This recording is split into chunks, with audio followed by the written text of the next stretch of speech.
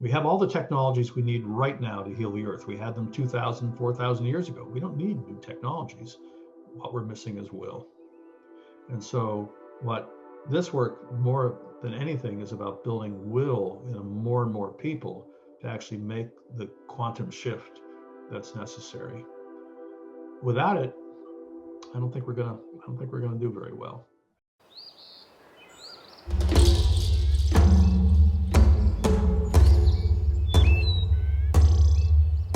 This is the Regenerative Real Estate Podcast.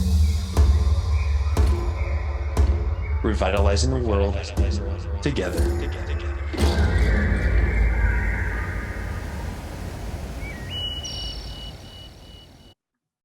Everybody, welcome back to the Regenerative Real Estate Podcast. This is your host, Neil Collins. For those of you that have been listening and tuning in for a while, you already know a little bit about our backstory. But for those that are just tuning in, I want to share with you what happened in 2019. We had a growing real estate company and a growing property management company, and I could not do it any longer. It was a single bottom line existence that all we are focused on was, how do we make more money? How do we minimize our expenses and increase our revenue, increase the number of clients that we have, just so that we can say that we're successful? And I came from a background where we spent so much time in different cultures and in different environments that I became fascinated and in love with the plurality and the beauty that exists on the planet. And I've seen so much of it change, even in my 3 decades plus on this planet. And I could really see, you know what, I can no longer spend 8 to 12 hours a day justifying my time getting spent on not working on the problems that I really see out there. But I loved real estate. I loved helping people get from A to B. And then I started to really go down this rabbit hole of, we are living in a very degenerative world and we don't even realize it. We do not think about the sun that is hitting our roofs or the rain that is falling on our houses, that we're channeling it away from our houses and we're going to the deepest levels of the ocean and drilling. And coming from a place where I grew up in Louisiana, where I watched the Deepwater Horizon oil spill go for 88 days straight, it's just, it makes you sick in your stomach. And I've seen multiple 10,000-year storms that should not have happened in my lifetime. I think we're all going through this collective experience of, there's some really big problems that are happening, and they're changing so fast in our lives. And when you have kids, you realize, oh my God, there is something beyond me, and there's going to be something beyond them. And that if I wake up in 2050 and my son asks me, hey, you know, things are pretty crazy right now, when did you first become aware of that? I don't think I could look him in the eye and say, yeah, we've known about this for a long time, and we just decided to keep business going as normal. You know, I wanted to take our background of real estate and I wanted to combine it with our passion and our values for the environment and for helping people thrive, because that's what it's all about. And that's why I'm so excited that I get the opportunity to go work with thought leaders and record them and interview them to see what are their thoughts and what is their practices and what's their philosophies, because how do we create a more regenerative future? And how do we ask them generative questions about what could be? And that's why with today's guest, Bill Reed from the Regenesis group is truly one of those people that really makes the gears in your head spin, because he drops some serious nuggets of, we cannot have sustainability in the built environment. We can have sustainable-esque properties to it. And I really admire the things that Bill is saying, because Bill has been a thought leader in the green building movement for a long time. He was a board member of the U.S. Green Building Council. He helped get LEED off the ground. And the work that he and Regenesis group are doing across the globe is truly aspirational for me. And it's something that I would love to take my career and see where it goes. Because what they're doing is they're harmonizing.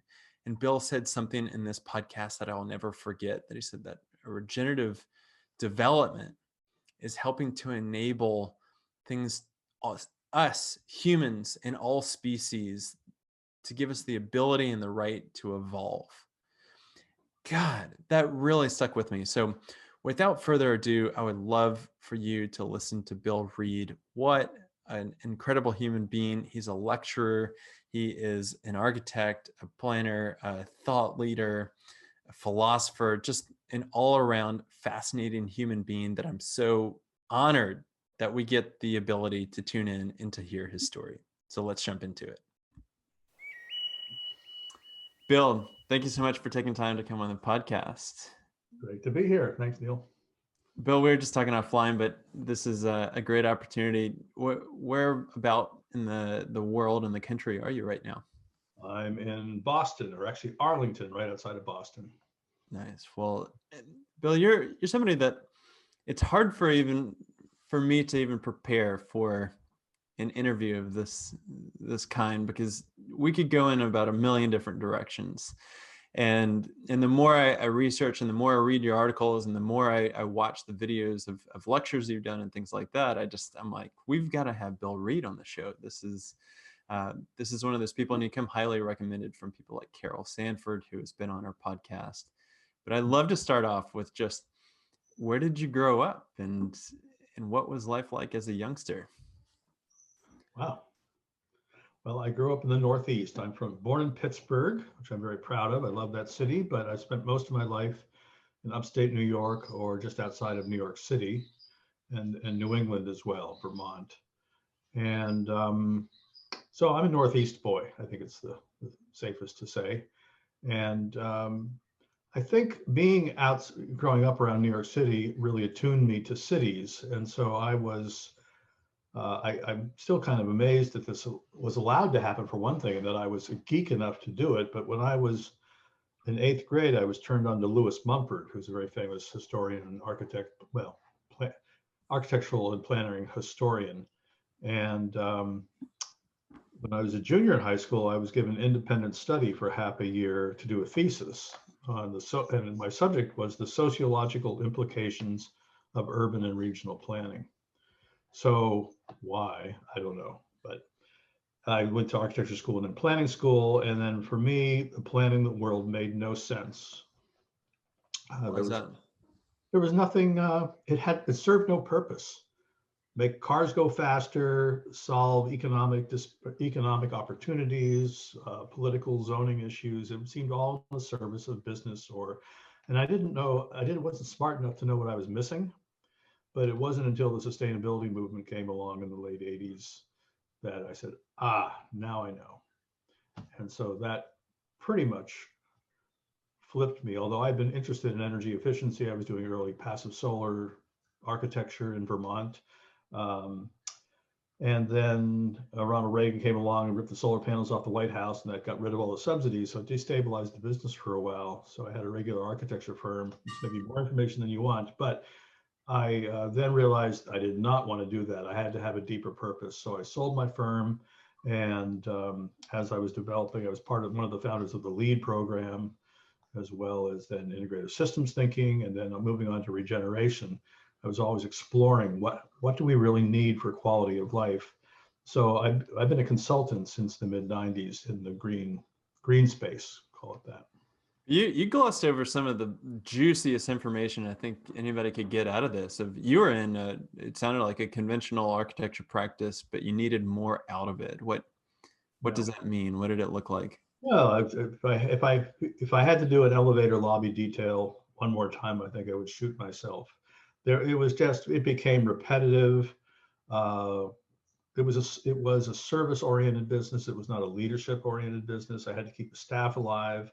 So that was primarily it. How do you keep a machine going? And because I wasn't interested in design with a big D design, as I love beautiful architecture, but I wasn't talented in that regard. What I was feeling the need to do was that the quality of life in our cities and our buildings is pretty, we'll just say negative. And for me, it was the system that architecture addressed that was of more of interest to me. And the green building movement coming along allowed a vessel to be created that held these disparate issues, climate change and water quality and habitat connectivity and some level of social initiatives. And architecture is, well, it's a great profession and very broadly system-based. It wasn't that wide. And so how do I build an opportunity to think about systems from the position as an architect and planner? Now, planning seems logical, but planning doesn't really address the systems to the level that I'm talking about. Consciousness, social psychology, habitat connectivity, mobility, social justice, governance, um, ecological health, whatever. You name all those issues. They're all part of the system, and how do we address them? And I think that's what I found missing. Yeah, and the reason why I wanted to go there is a lot of people, once you start talking about even regeneration in the built environment, in the projects that you're working on, it's like they have no idea. They've got to go through a series of education and unlearning. And what they don't realize is that our world is predicated upon transactional design because it's underpinned by architects that need to make money. Just as like a contractor may want to be a green contractor, but has to face the decision every day of, I need to keep my crew going, a roof over my head, and food on the table. So what does that look like if I don't have people beating down my door for a healthy home? So thank you for. Yeah. Well, what does that look like? And they still aren't beating our doors down for that, although there's more and more people all the time. In fact, it's also interesting. The United States is probably the most difficult place in the world to practice this way of thinking. Why is that? Well, we are that because we're a transaction-oriented culture, right? We're a noun, and even English is a noun-oriented language, right? Whereas life is a process, English demands a noun. And so there are many cultures that emphasize verbs and adverbs in terms of defining quality and being state and how they be with each other as opposed to what they do with each other. You know, what's our standard greeting in our culture? What do you do, right? Oh yeah, what do you do? Yeah, the influence of the language of our mother tongue is such a interesting metaphysical conversation of how it restricts or enables us, and it's why for us, our kid has to learn a different language. Yeah, it's really important. I wish I spoke one fluently, but it's absolutely important. So it was just segued out of one point I wanted to make. In terms of clientele, I think it was kind of how do people don't ask for this. And so the question is, how do we, what I originally worked on is how do we sneak it in, right? So like architects don't ask permission to do a beautiful building. May I do a beautiful building? No, you can't do a beautiful building. That's never discussed, right? And so architects are always working way beyond the client's understanding in terms of beauty. So the question is, well, why aren't we operating more in terms of sustainability? Isn't sustainability, or whatever term we want to use, healthy life on this planet, isn't that kind of a minimum basis of effectiveness or at least performance? And I would say that architects today, the majority of them will do this work if the client asks for it. I take the position that if not us, who is going to do it? So I don't take prisoners in that regard. And as a result, we have some pretty rocky client relationships in our early part of the career. Now we know how to actually invite our clients along for an interesting journey. But before it was, we're just doing it and keep up. So I like to say, I don't ask my electricians about how electricity works. Our clients don't necessarily have to know the details about why we do certain things in buildings to reduce energy usage or reduce impact on the planet. It'd be good if they did, but let's stop asking permission. Let's assume leadership. So this is a great segue into, I know that you had a background in the U.S. Green Building Council. You've also, I listened to a podcast that you did to prepare for this conversation where you had some criticisms of the LEED system and all that. So sure, that's not a big secret. No, not at all. And I think others share that sentiment. But because I want to to do a really good job of explaining to people that may not be architects or planners or contractors, what, if you were a part of that, where do you think it went off the rails? I don't know if it really went off the rails. It never got back. It never evolved to where it needs to be, but it was where it needed to be then, I think, based on what we knew. And what we knew is LEED was never meant to define sustainable building. Never. It was meant to define green building. Now that's a big distinction. Our buildings can be greener and greener and greener, but no building can be sustainable. There's no such thing as a sustainable building. So equating green building with sustainability is a gigantic mistake, which distorts our view of what sustainability means. I mean, imagine, I use the example of, imagine 100 million LEED platinum Walmarts on the planet. Do we have a sustainable planet? Yeah, that's a scary thought. You get my point, right? Right. The buildings themselves are an instrument to help us, to guide us into maybe thinking more deeply, or at least used to say, I don't really like this expression anymore, LEED is kind of like the training wheels to get us to think about these things differently. And the idea of what LEED was supposed to be about market transformation, and it really did that. It has transformed the marketplace and the conversations we're having. The next question should be, after I do 3 or 4 LEED buildings, is to say, we're still not, the planet's still getting sicker, so what's missing? And many people are beginning to do that now.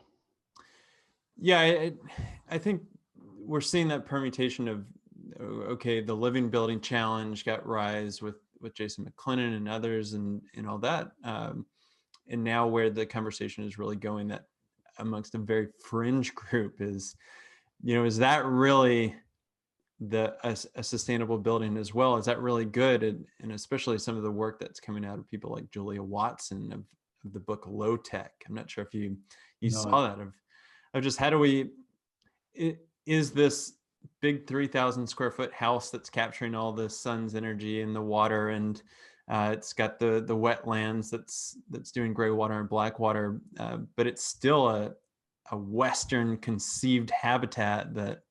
And it's a thing. Let's go back to our nouns. You're not going to create a sustainable planet by building more things that are quote unquote sustainable, and they aren't. The Living Building Challenge, that's great. I love what Jason has done with that. It is not regenerative. They may use the term, but it's not. Regeneration, from our definition, is, see, this word salad that we have is problematic, right? Let me see if I can quote, it's a Confucius quote that,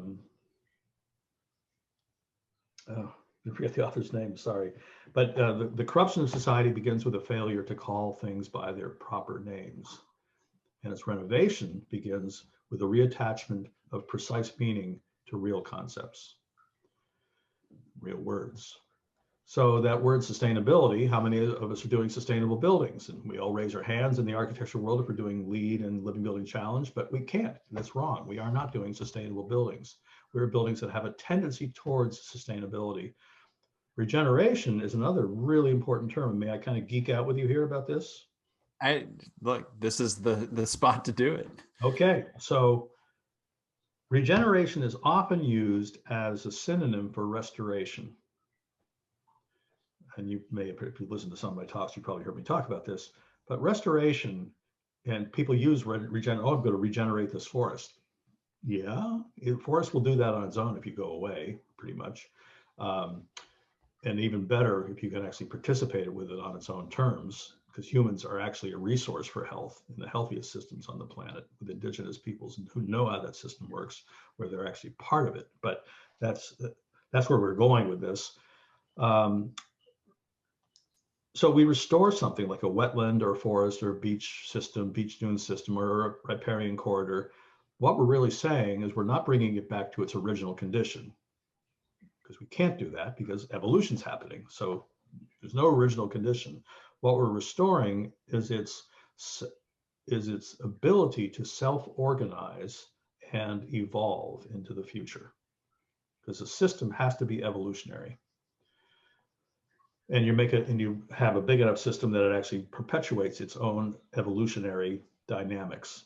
If we come along 10 years later and say, oh, I need to build a shopping mall and I need some of that wetland, we've just destroyed whatever benefit. So that restoration is going to go away unless we regenerate our relationship with that system to remember why it needs to be a wetland in the first place.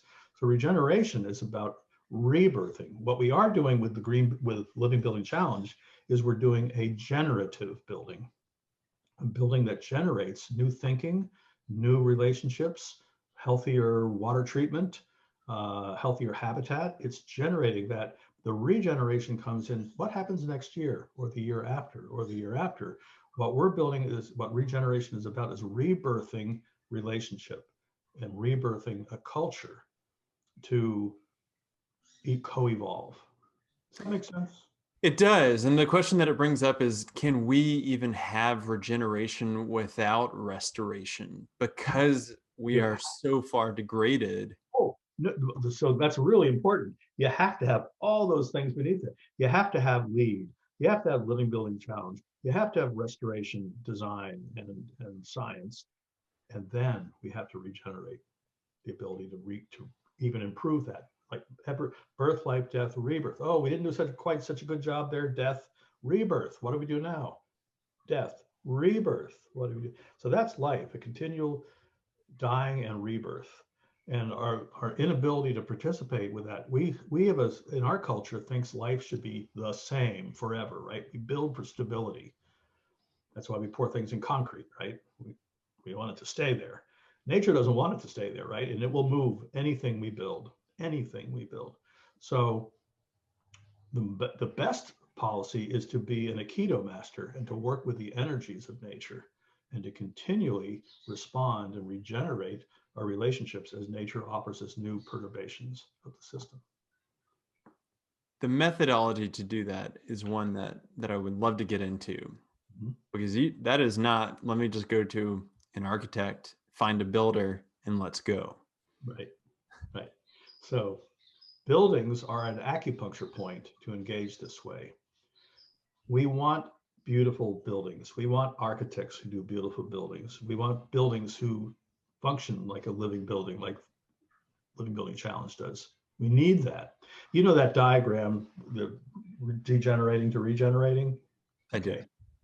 We need the whole thing. We can't do one without the other. We still have buildings that are dumping tons of carbon in the atmosphere. Whatever we do to regenerate, restore, and regenerate is going to be insufficient. But and whatever we do and conversely, just saving carbon in buildings is not going to help restore the earth.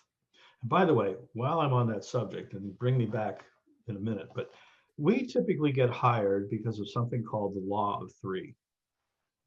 So when I'm giving lectures, I think this is one of the most powerful thinking frameworks that we don't do as a culture. We live in a culture where there are two opposing forces: Republicans, Democrats, heart, mind, quantity, quality, name the dualism, right? I'm right, you're wrong. And then somehow the best that we think we can do is to compromise. I'll give up a little, you give up a little, your ego is beaten up, my ego is beaten up. We'll both shake hands and say, it was nice working with you. We're both humbled and beaten up. Well, 3 years later, we realized, well, that was really stupid, because that was not the wrong decision to make, because it's now worse. So it circles back. So any compromise, so like I like to say, sustainability, you've heard this expression, is a slower way to die.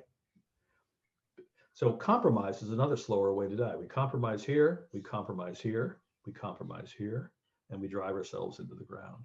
So compromise is one of those terms that I think we should excise from the language, because it is a destructive concept.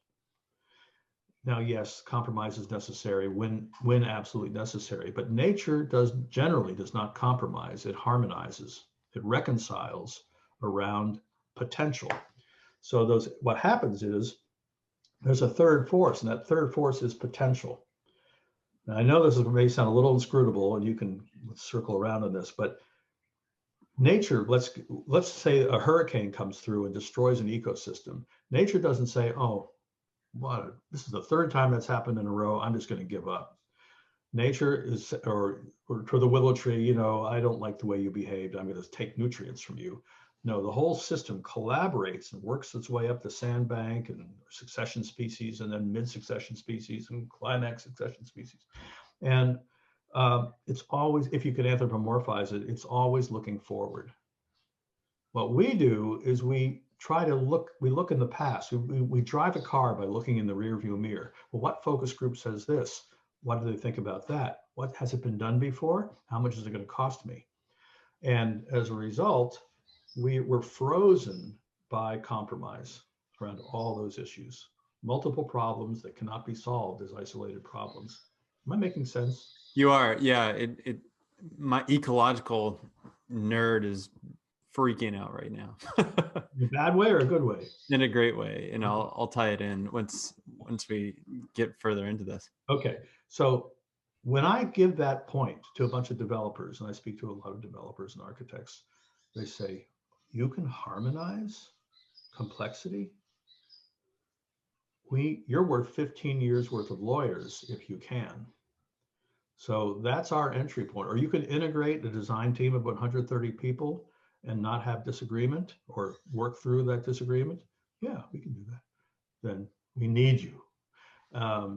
So we often get hired for that reason. We also get hired with the kind of qualification, we don't believe you can do it. We don't know how you do it, but we'll give you 2 months. One client said, we'll give you 2 months to show us your stuff, which is fine with us. We're happy for any entry point. So we get hired for that reason. We also get hired because people want to leave a legacy, and people who have heard about this work say, I want to do that, right? I've screwed up a lot of my projects in the past. We're willing to give it a try. And then we also have other clients we call them green dreamers, young people or people who have money but have never done development before. So it's a lot of hand holding through that kind of operation, but it's really, really rewarding. And then we also work with people that think about systems. Those are very few and far between, but those are our 3 types. We call them our buyer classes: legacy builders, green dreamers, and system actualizers.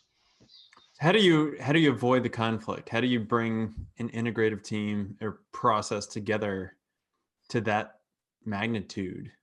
Because you work on potential.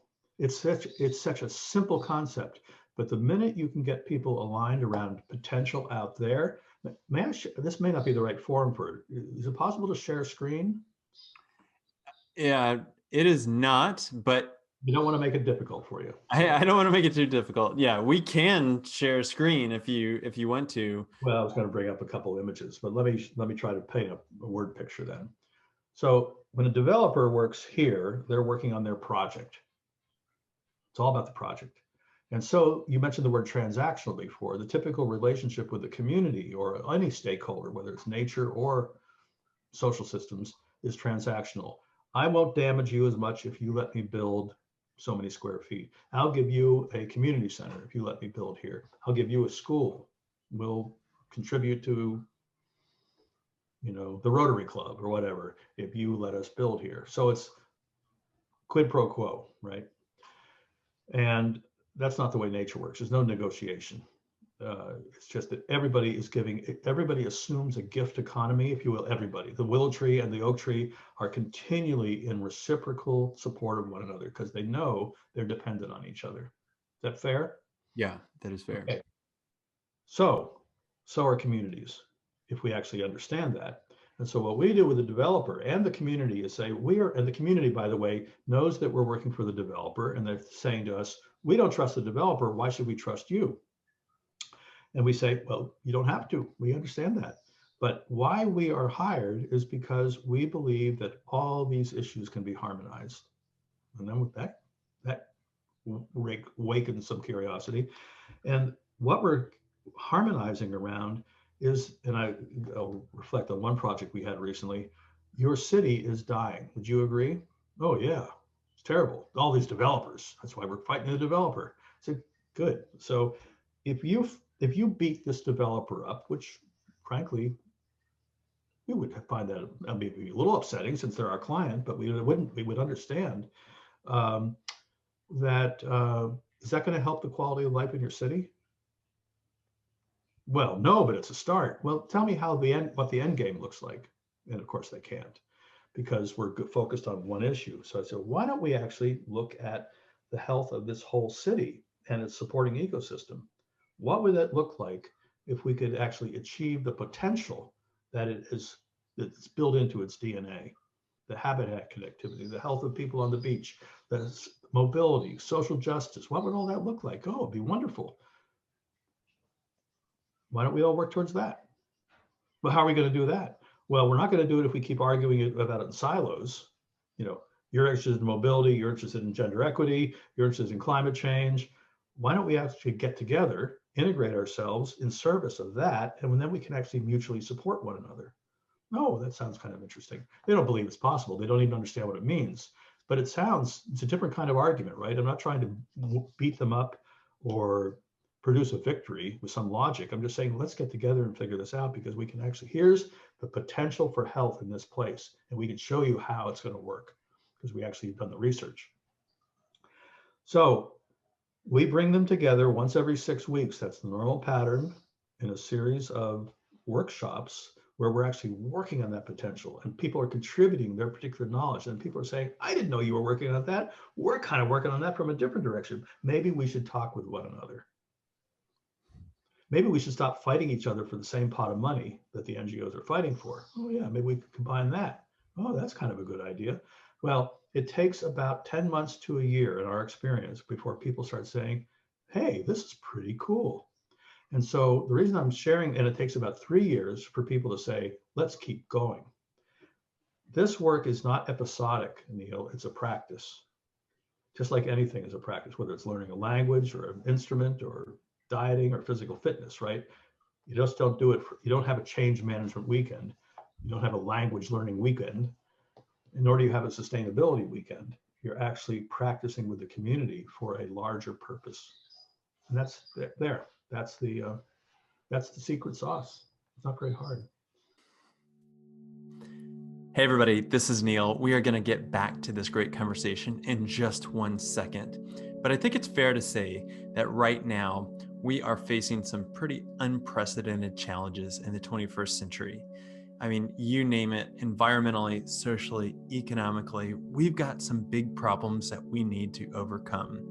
And that's why, for me personally, and the people that work with us at Latitude, we want to dedicate our time and our energy so that we are not only working to put food on the table and a roof over our heads, but also make the world a better place. And so if you are at all interested in combining your sustainability values with a very powerful financial model of real estate, then I highly encourage you to check out what we are doing at Latitude. We are creating something truly special with a tribe of change agents that for now is working across North America, and hopefully one day in the future, with you coming on board, we can be working across the globe. So please check us out. You can go to www.chooselatitude.com, or you can find us on social media at latitude.realty on Instagram, and we are also on Facebook. Okay, let's get back into it. Can you give an example of what the outcome looks like after you've organized? Yeah, the outcome is not a pretty picture.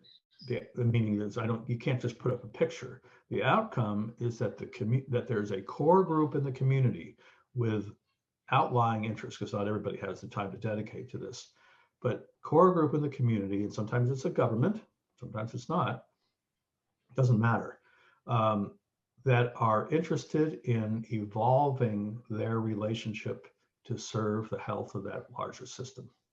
So they are actually working and meeting and moving that forward. And it is the secret, if you will, well, no secret, it's just basically, it is the key to massive change. I mean, yes, somebody may invent cold fusion and solve climate change, right? And still, we haven't saved the Earth that way, by the way. Climate change is just one problem among many. So what this does, it actually engages people to work on the whole system at the same time. And it builds a field, and this is a very important concept. It sounds a little woo-woo, but it's building a field of energy. And by the field of energy, I mean, imagine walking by a great party in a neighborhood. If you're a party person, what does that's an attractor, right? I want to go to that party. That's a field of positive energy. Or if you open the door to a conference room, I'm sure you've had this happen to you. There's been a wildly wicked argument right in this conference room. You open the door and you freeze because you could feel it, can't you? Certainly. That's energy. You're feeling those negative vibes and body language and all that. You say, I got to go to the dentist. Close the door, get out of there. So the field of energy in a community happens when you have that consistency of people showing up with meaningful results, not just a waste of time meetings. This is why these meetings have to have intense focus, and they have to be over a period of time where people can start coming back and they realize, oh, there's something going on here. Then they invite their friends and their friends invite their friends. And we had one executive director of a chamber of commerce call up our client after we had been working there 10 months and said, I don't know what you guys are doing, but count us in. This is the first time the city's been able to dream in 30 years. And no one had approached him since we originally, he said, I don't want to talk to you guys. You know, I mean, you're a waste of time. 10 months later, he's calling up her client and saying he wants to play. 2 months later in that same city, the mayor called up. She didn't want to play. And she said, I want to play. So now that is a heck of a lot better attractor than making people feel guilty or putting laws into effect would be good, but guilt trips don't work. And basically, I like to say what we're helping is people to fall in love with their places again. Yeah, it's a great way to frame that. The sad part of that story is that you have to qualify that the energetics of a place and people and objects is woo woo in our society. Yeah, that's true. It is. Right. And I've heard you say that before. And I had that thought of like, that doesn't sound so woo woo to me, especially if you go down the rabbit hole of quantum physics and embedded energy. And Exactly. I mean, even if you want to talk about our auras and the energies that we're portraying, that getting to the essence of something that you've talked about a lot is, it is a lot about energy. Oh, it's all about energy, and when it comes right down to it. And it's all about essence to essence relationship. And I could speak about that, but that goes down pretty deep. But I do qualify the woo woo just for people because, I want them to at least feel a little comfortable that I acknowledge this may sound that way, but hear me out. Is why I say that.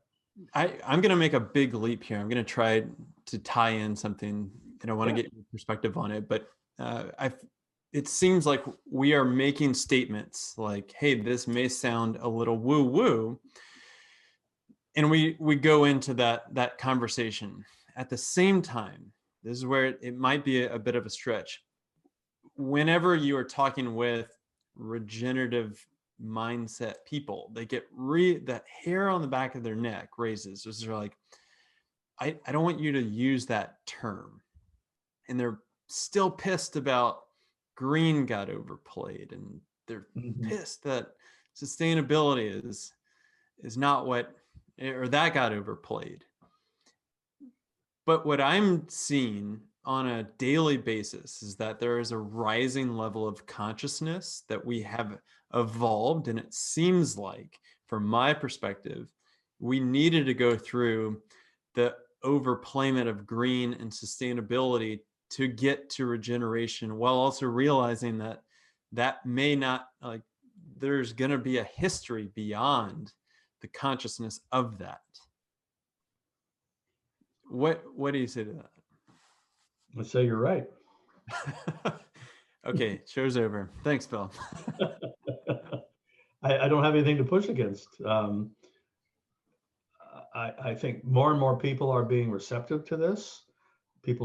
That's why I said LEAD was kind of the training wheels, or at least in BREEAM, these other early programs. People are listen, we haven't made any progress in 50 years, Neil. I mean, we've made isolated progress, but the earth is going rapidly downhill. So this is not working. And regeneration is not just like another step. Regeneration is a gigantic paradigm shift. And that's the hard thing for people to recognize. They aren't going to recognize it until they step in it and experience it. But indigenous peoples know the difference, by the way. It's interesting. I've had two Maori. The first time I facilitated a meeting in New Zealand was with 3 tribes of Maori in Auckland with the City of Auckland Planning and Sustainability Office. And this big Maori guy comes up to me at lunch. He jams his finger in my chest. This is going to sound a little self-aggrandizing, but it's the greatest compliment I've ever gotten. He jams his finger. He says, "You believe what we do. How do you convince the white man?" And I'm kind of a pasty-faced white guy, right? So I said, "Listen, I'm not here to teach you anything, buddy. I'd like to learn from you. What do you do?" And he said, "Well, we start with the universe." And I said, "Well, that's exactly right. Those are the patterns that we are working with." Bucky Fuller said the same thing, start with the universe. Not that that makes him right or the Maori wrong, but anyway, there's a pattern here. Start with the universe. And I said, "Well, how's that working for you?" He said, "Well, it's not."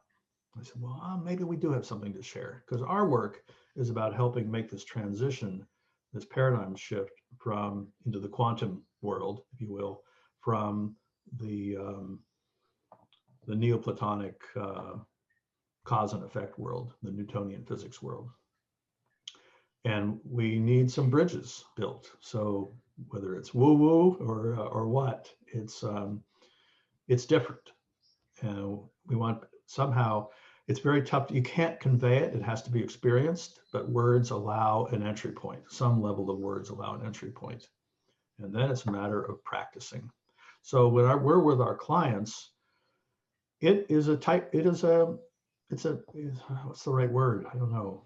Tightrope walk. It's a bit of an act. We never know how it's going to emerge, but the most important thing is don't equivocate, don't back down, right? This is a pattern. Just keep moving along. It's a practice. And sure enough, it clicks at some point. If we get more than 2 weeks with a client in a community, it clicks. But we were working just in Vancouver on a $4 billion project. We're still involved. We're just finishing it up now.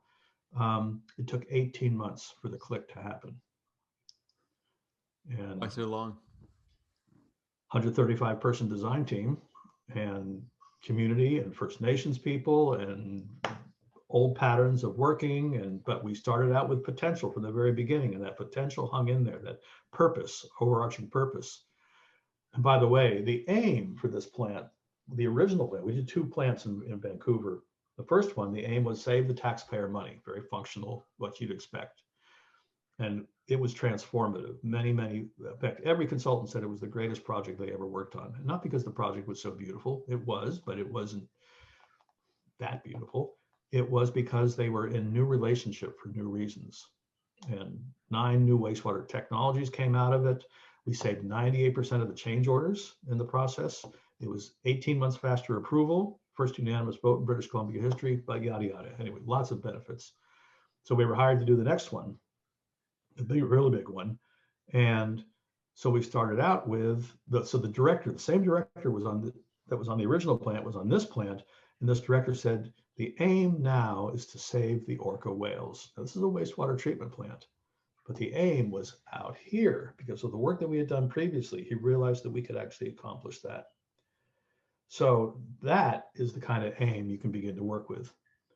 And that allowed everybody to coalesce. So we structured it right from the beginning, but these were a bunch of engineers working on a plant. What does that have to do with the orca whales? And it took 18 months for them to realize we can do both. We have to do a plant, but we're going to be working with the system the whole way. And it's been super transformative.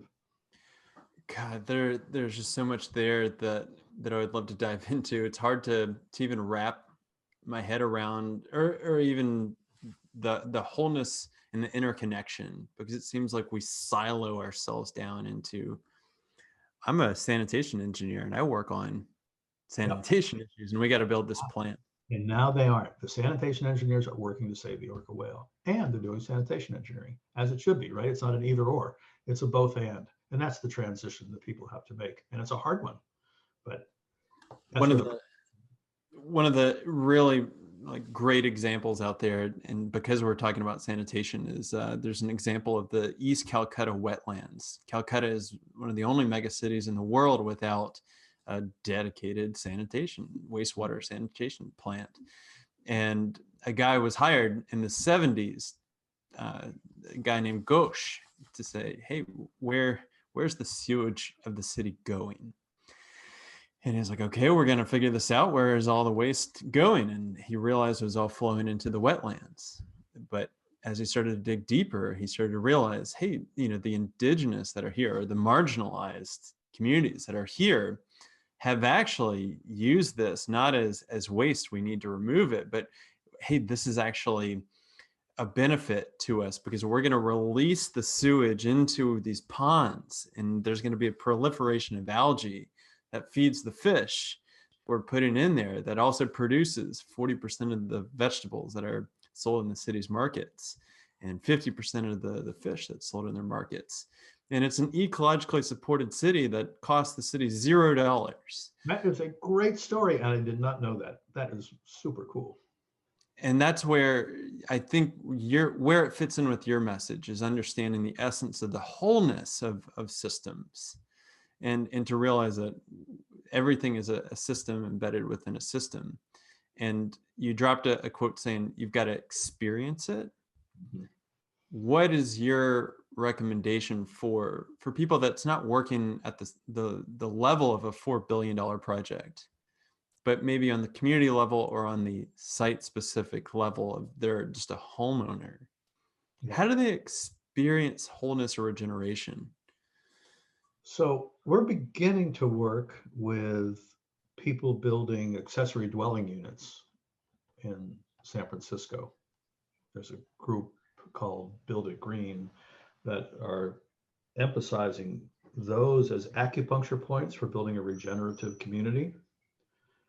So these are not very expensive, but the point is, and we get to figure out if this is going to work or how it will work, but what you can't argue with is that there is an ecosystem of building professionals and suppliers and transport people and clients and social systems that are going to depend on these accessory dwelling units, or there may be accessory school units, or there may be accessory business units. They can be used for anything.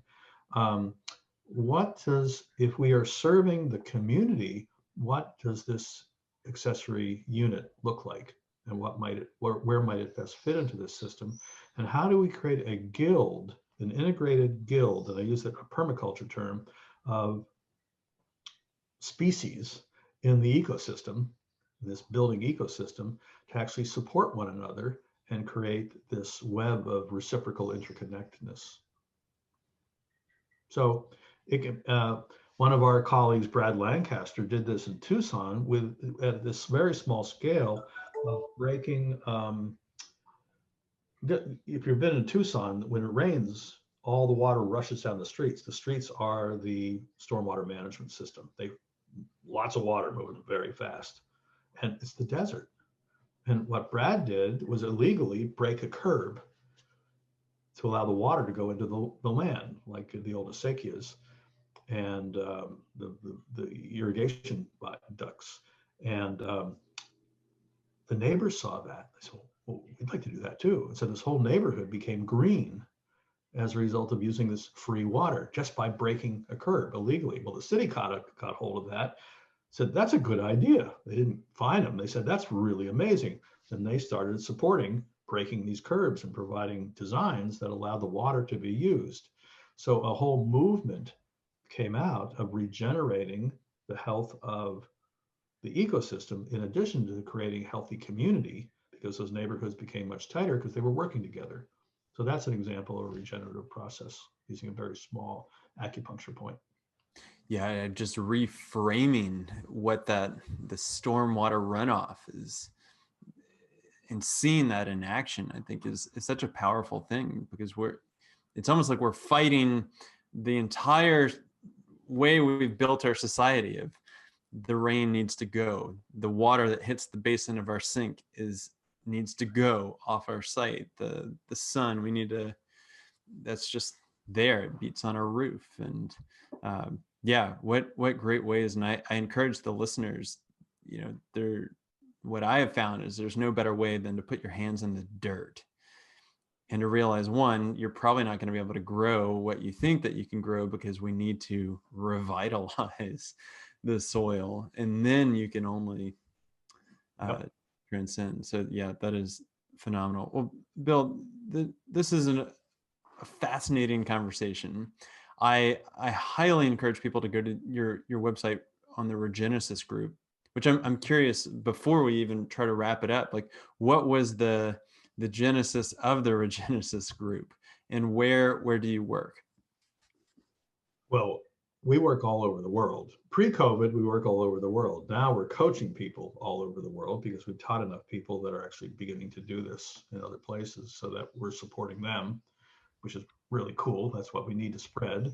Regenesis was formed by through the impulse of two threads. Well, you met Carol Samper. Well, Carol and her business partner, Pamela Mang. Pamela moved to Santa Fe, and she's carried this organizational psychology, organizational development process called regeneration, because it came from Procter & Gamble in the late 50s, the term regeneration, for people that thinking they're inventing a new term. It's been around for a long time, actually. Actually, regeneration came from the Church of England 400 years ago for a synonym for repentance, actually.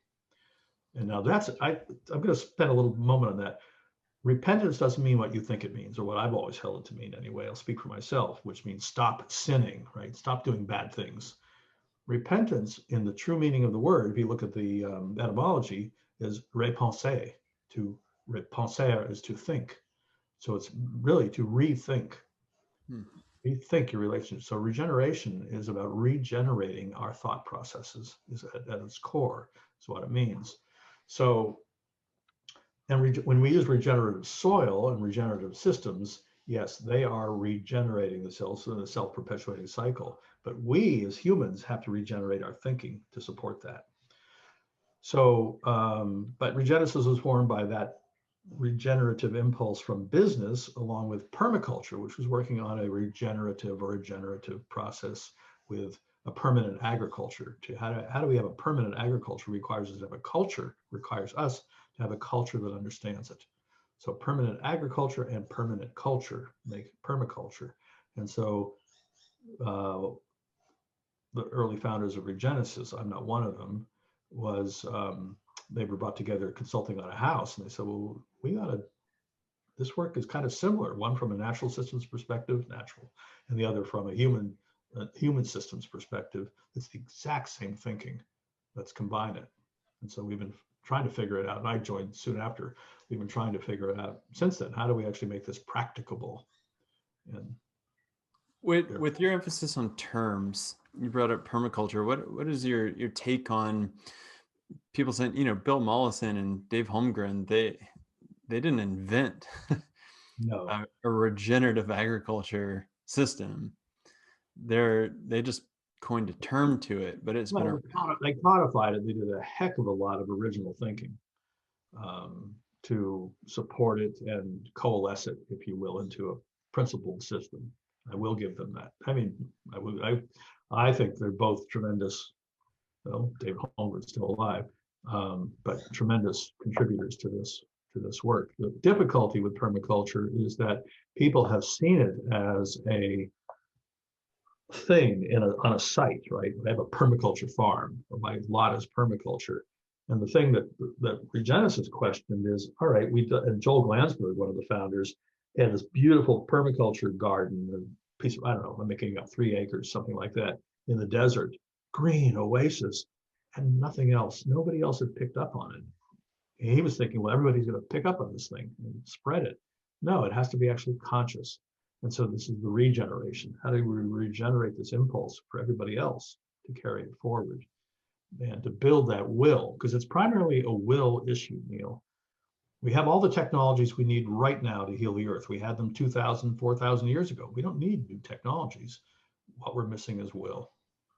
And so what this work, more than anything, is about building will in more and more people to actually make the quantum shift that's necessary. Without it, I don't think we're gonna do very well.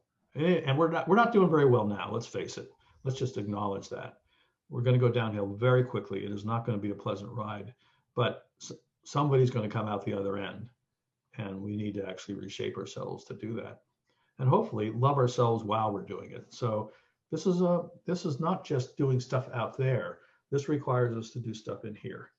So regeneration, we call it 3 lines of work. Self-actualization, Maslow talked about that, but that's only part of it. Then you have to have group actualization. How do you work in an integrated fashion with bunches of people in service of the system actualization, the health of the system? You need all those 3, or you won't have a sustainable culture. So regeneration requires us to work on who I am, who we are, and who the system is.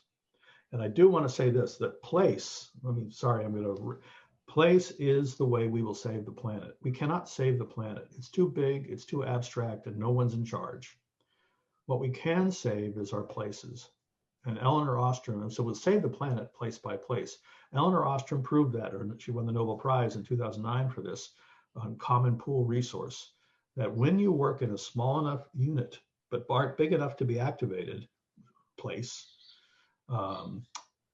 people will respond to the damage, say, oh, we can't do that again. I screwed that up. So she proved that the tragedy of the commons, Garrett Hardin's essay, is not operative in place. Tragedy of the commons is operative at a larger scale. We're witnessing it now, but in place by place, it isn't operative. So there's 4,037 cities larger than 100,000 people on the planet. Not many. Lots more smaller ones. But if we get that 3.5% tipping point, so that's 141 cities. If we get 141 cities to think and be this way, we will save the earth. So that's kind of a manageable number, and it's actually something you could operationalize. So that gives me a little bit of hope.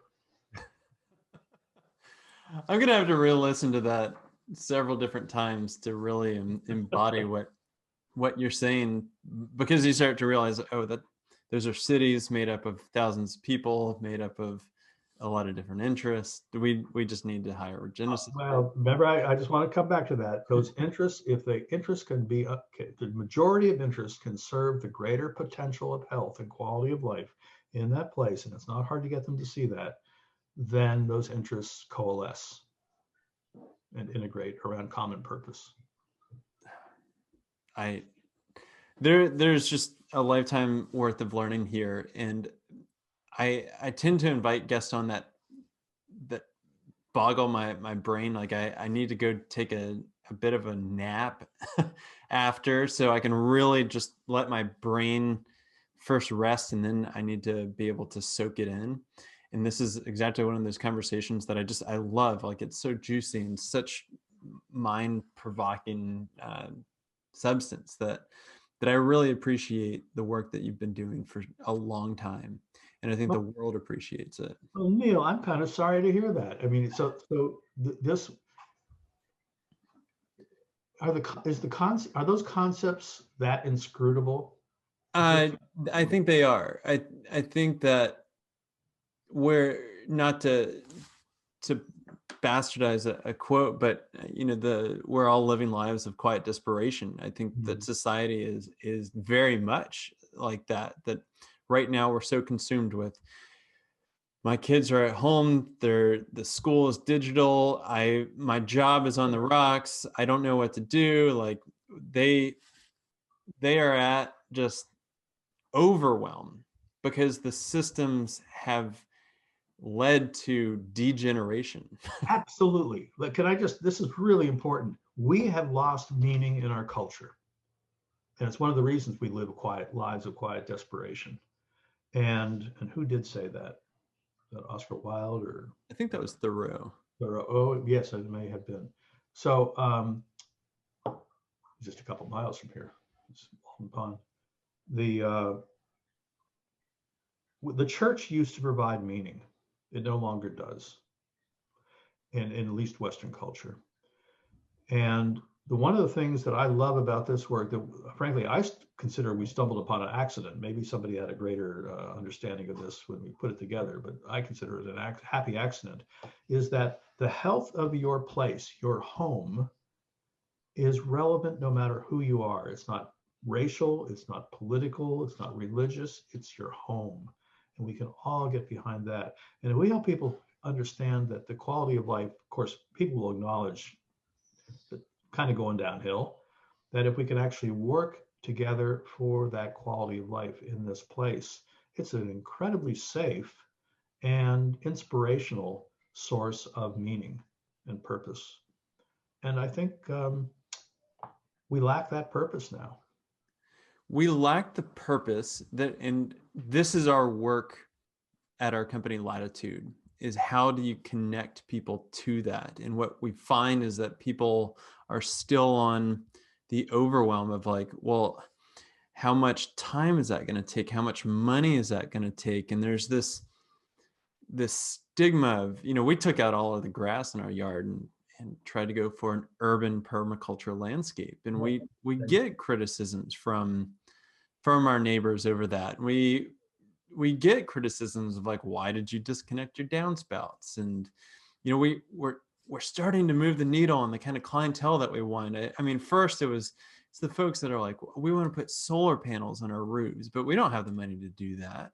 It's like, our experience with financing can really help towards this. And what I find is that it's just the community does not support a counterculture, not even a counterculture, but a regenerative mindset. They don't understand, and they don't have to understand. What they have to understand is what's meaningful to them. So when we enter a community, we're speaking to what is meaningful to them in a new way, from a new perspective. Oh, you mean you can do that? Oh, you mean it costs us less? I mean, to the developers, we actually can save time on design, even though we actually work. I mean, we save multiple years for entitlement, Neil, on our projects. Multiple years, not just months. And people don't believe that, but we will call up our clients. So there's enough experience now where we can actually point to this and people say, wow, this is possible. But it is an act of faith because it's different, right? It's different than we do before.